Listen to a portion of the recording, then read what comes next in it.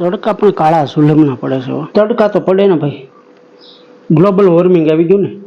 Global warming એ શું? Global warming એટલે આ તડકા બહુ પડે ને, ટાઈમ વગરનો વરસાદ પડે ને, ટાઈટું કાંઈ માપબારી પડે ને ન હોય તે એનો કાંઈ મેળ નહીં ઋતુનો, એનું ગ્લોબલ વોર્મિંગ કે.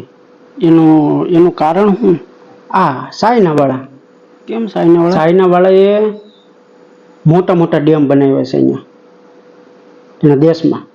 તો એટલો બધો જથ્થો અહીંયા પાણીનો ભેગો થયો છે કે પૃથ્વીનો એક જગ્યાએ પાણી ભેગું થાય તો પૃથ્વી હરખી રીતે ફરી ન શકે ને આમ.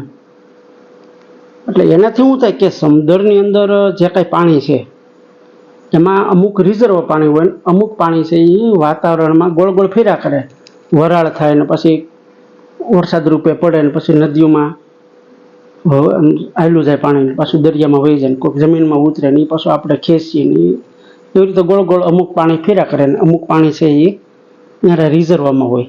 હવે ત્યાં એને ડેમ બાંધી લીધા એટલે શું થયું કે આ જે રિઝર્વનું પાણી જે દરિયામાં હતું વધારાનું, રિઝર્વ કરતાં વધારાનું પાણી એ બહાર બ્લોક થઈ ગયું.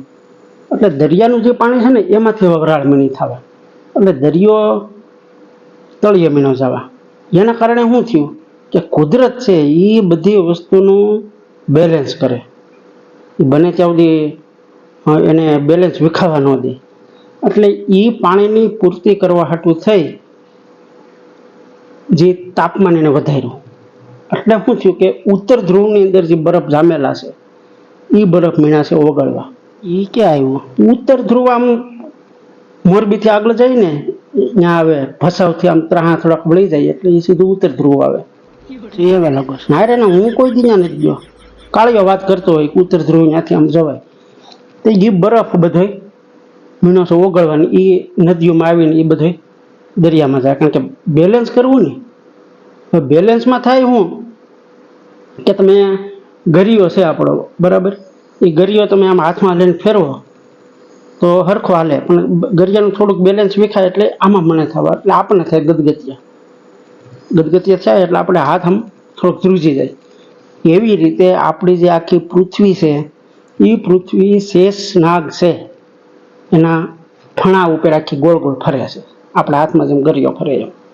તો હવે એ પૃથ્વીનો એક બાજુ વજન થાય એટલે આ બાજુ નમે, એટલે બરફ ઓગળે એટલે આ બાજુ પાસે આવે, એટલે જે આખી હલેસો લઈ ને આમાં હલેસો લઈ એટલે એને અહીંયા ફેન ઉપર ગદગતિયા થાય.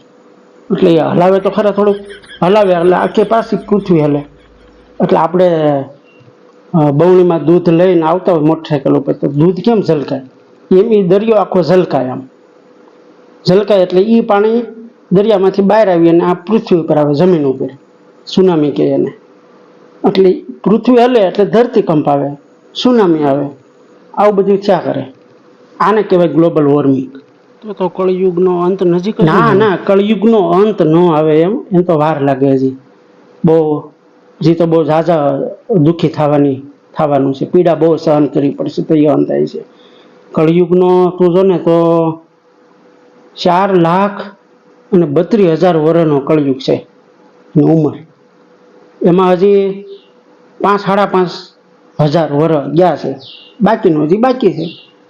આપણા બધાના કેટલાય અવતાર આવી જાય તો આ કળિયુગનો નાશ થાય ને પછી પાછો મેં વાત કરી હતી આગળ એમ દ્વાપર યુગ શરૂ થાય. સતયુગથી શરૂ થાય ને પાછું. અને સતયુગ નહીં આવે આ વખતે, આમ રિવર્સમાં હાલે ગ્લોબલ વોર્મિંગના કારણે.